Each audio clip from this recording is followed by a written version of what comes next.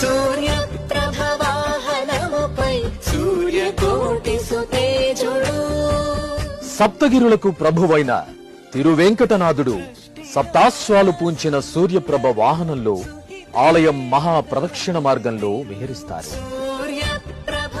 ఉదయభానుని బంగారు కిరణాలు తిరుమలేసుని వజ్ర కిరీటంపై, వక్షస్థలంపై, శంఖచక్రాలపై, శ్రీవారి పాదపద్మాలపై ప్రసరించే మనోహర దృశ్యాన్ని వీక్షించండి.